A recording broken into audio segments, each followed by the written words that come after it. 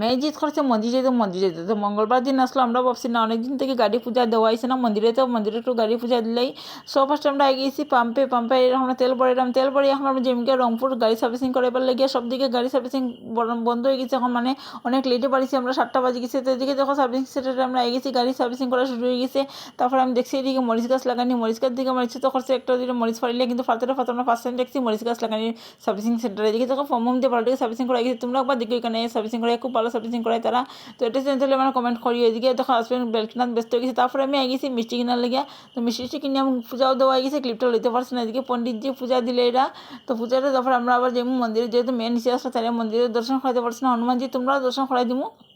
আর কমেন্টের মধ্যে যারা যারা হনুমানজি ভক্ত জয় শ্রীরাম লিখে দিও। আমি যেহেতু মঙ্গলবারে হনুমান পূজা করি আর হনুমানজির ভক্ত আমি, তোমরা কারা কারা হনুমানজির ভক্ত আমাদের কমেন্টে আমার জানাইও। তো তারপরে পূজা দেওয়া শেষ হয়ে গেছে, এখন আমি এগিয়েছি কুলফি খাওয়া।